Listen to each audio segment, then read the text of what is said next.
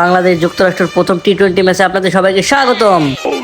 US এর মাঠে এসব পিছে কি এগুলো ঘাস টাস, ময়লা জাবড়ি, এই পিছে কি বাংলাদেশ খেলতে পারবি? আমার তো সন্দেহ। আরে মিয়া, এই মাঠে আইপিএল খেলায়, চেন্নাই কলকাতা খেলে যায়। আইপিএল খেলা তো ইন্ডিয়ান প্রিমিয়ার লিগ, এটা তো ইন্ডিয়াতে হচ্ছে, এটা যুক্তরাষ্ট্রের মাঠে কিভাবে হচ্ছে? সরি, এই মাঠে ইন্ডিয়া পাকিস্তান অন্য দেশের প্লেয়াররা খেলে যায়, 300+ রান হয়। দেখি আমাদের বাংলাদেশের ছেলেরা কিভাবে খেলে এই পিছে, দেখবো নি আপনাদের প্লেয়াররা কেমন খেলে। চ্যালেঞ্জ দিচ্ছেন নাকি? হ্যাঁ, ওকে, চ্যালেঞ্জ ডান। ঠিক আছে, এখন টস করার জন্য মাঠে আম্পায়ার চলে আসছেন, আম্পায়ার চমচমতি। তোমরা টস করার জন্য চলে আসো, বাংলাদেশ আর যুক্তরাষ্ট্র। উরিম্মা, আম্পায়ারের কথা শুনে দুই দলের ক্যাপ্টেন হিরোর মতো চলে এলো। আমার কয়েন কয়েন তো নেই, তোমাদের কাছে কয়েন হবে? এটা কোনো কথা? টস করার জন্য আম্পায়ারের কাছে কয়েন নেই, সে বাংলাদেশের প্লেয়ার থেকে কয়েন চাচ্ছে। আমার কাছেও নাই। তুই তো ফকিনি দেশ থেকে এসেছিস, তোর কাছে কয়েন কোথা থেকে আসবে? এদিকে বড়লোক দেশের ক্যাপ্টেন কয়েন বের করে আম্পায়ারকে দিয়ে দিল। ফকিনি কথাটা আসতে বললেও পারছেন, জানেনই তো আমরা ফকিনিদের। বাংলাদেশ যুক্তরাষ্ট্র, এখন টস শুরু হবে। দাঁড়ান বস, আপনার সঙ্গে কিছু পার্সোনাল কথা আছে। ইউএস এর ক্যাপ্টেন আম্পায়ারকে ফাঁকি দিয়ে কই ডেকে নিয়ে যায়। বাংলাদেশের ক্যাপ্টেন তাকিয়ে দেখছে, কিন্তু তার করার কিছুই নেই। বাংলাদেশের ফকিনিদের বুঝাই দিবেন, হারলে 20 লাখ আর জিতলে ফাঁকা, 1 টাকাও পাবি না। তার কানে কানে কি বললো জানি না, ফিরে আসছে, দেখা যাক কি বলে। হারলে 20 লাখ, জিতলে 1 টাকা পাবলি। এখন তোর মধ্যে ঠিক কর। বস, হারলে যদি 20 লাখ পাই তাহলে আমরা হারিয়ে খুশি। আমরা হারতেই আসছি, টাকা কখন পাবো? ম্যাচের পরেই পাবে। আচ্ছা আচ্ছা বস, আপনি তাড়াতাড়ি টস শুরু করেন, তাড়াতাড়ি খেলুন। তোমরা দুজন টসের জন্য রেডি? হ্যাঁ, হ্যাঁ,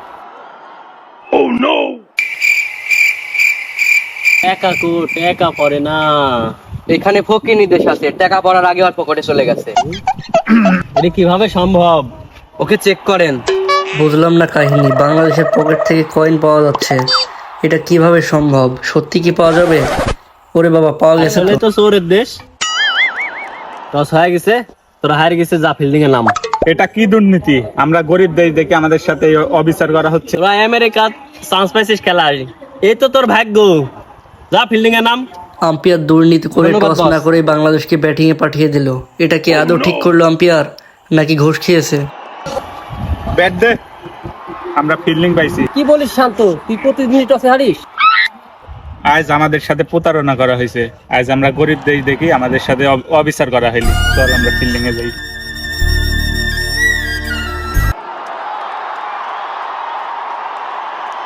এই ব্যাটিং এর জন্য রেডি হও, ব্যাট নামতে হবে। আমরা ব্যাট নামার জন্য প্রস্তুতি নিই। এদিকে অলরেডি ব্যাট নামছেন যুক্তরাষ্ট্রের প্লেয়াররা। আসলে যুক্তরাষ্ট্রে তো বিশ্বের সব দেশের প্লেয়াররাই আছে আমার মনে হয়। এদিকে আরেকটি ব্যাটিং দেখা যাচ্ছে, নেমে যাচ্ছে।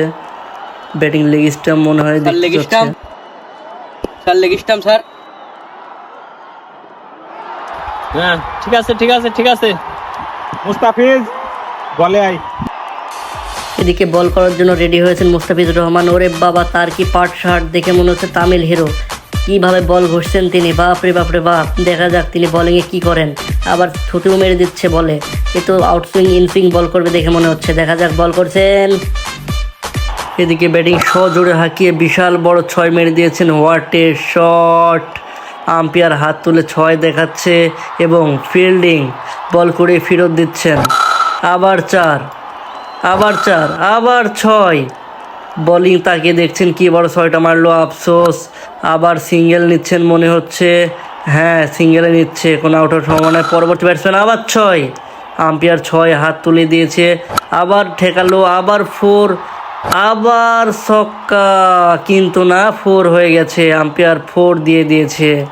আবার 4। বল করছেন, উইকেট দেওয়ার সম্ভাবনা। Yes, wicket! উইকেটের প্রথম উইকেটের পতন ঘটলো বাংলাদেশের, সরি ইউএসের। পরবর্তী ব্যাটসম্যান মঈন আলী, মনে হচ্ছে এটা সম্ভব। ইউএসের সব ধরনের প্লেয়ারই আছে। ওয়ার্ল্ডের বল ঠেকিয়ে দিল। পরবর্তী বল বাউন্ডারি, আবার বাউন্ডারি, বিশাল ছক্কার মার এবং ইনিংসের সমাপ্তি। 20 ওভারে রান দিয়া দিয়েছি 250 রান কি করতে পারবো? তারপরেও চেষ্টা তো আছে, দেখে ওপেনিং এ ভালো পারফরমেন্স করা প্লেয়ার লিটন দাস আর বো পাগল সাকিব আল হাসান ব্যাটনামো। বাংলাদেশের ক্যাপ্টেন লিটন দাস এবং সাকিব আল হাসানকে প্রথমে ওপেনিংয়ে নামিয়ে দিয়েছেন। এই কি লিটন দাস ব্যাট নামতে গিয়ে পড়ে গেল, কিচ্ছু করার নাই, ব্যাটিংয়ে দাঁড়িয়ে পড়েছেন। সাকিব আল হাসান আসছেন কি প্র্যাকটিস বাবা, কি প্র্যাকটিস করেন তিনি। বল করছেন প্রথম বল এবং ঠ্যাক দিল লিটন দাস, আবার বল মিস করলো লিটন দাস। মনে হচ্ছে তিনি খেলতেই পারেন না, প্রতিবার আউট হয়ে ফিরে যান তিনি। এবার দেখা যাক তিনি কি করেন। পরবর্তী বল এবং আউট লিটন। এবার ব্যাটিং আসছেন অধিনায়ক নাজমুল শান্ত।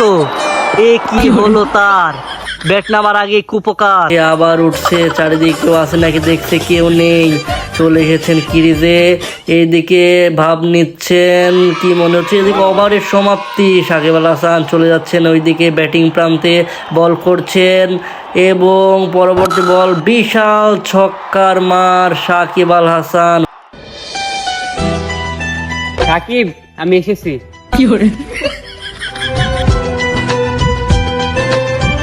তুমি যেভাবে খাটে খেলো ঠিক ওভাবে মাঠেও খেলো। সাকিব আল হাসান তার বইয়ের দিকে তাকিয়ে আছে, বোলিং বল করছেন এবং আউট। আবেদনে আম্পায়ার আউট দিয়ে দিয়েছেন। হ্যাঁ শালি, তোর জন্য আজ বাংলাদেশ টিমে জিতাতে পারলাম না, তোকে আজকে খাটে দেখে নেব। কিরম পারো তা আমি জানি, না ঠেকাতেই শেষ। মানে বল ফকির নিদেশের অধিনায়ক, কিরম পারো আমি জানি। দেখা দেবো শান্ত ব্যাট নেমেছে, দেখা যাক তিনি কি করেন। প্রথম বল ঠ্যাক দিয়ে নিজেই পড়ে গেলেন, আবার উঠছেন, আবার ঠ্যাক। এবার ঝড় হাঁকিয়ে বল বাংলাদেশের player। কি যেন বলছিলেন, আবার বল আউট। ক্যাপ্টেন নাজমুল শান্ত আউট এবং তার শেষ উইকেট ছিল। ম্যাচ মনে হয় হেরে গেল।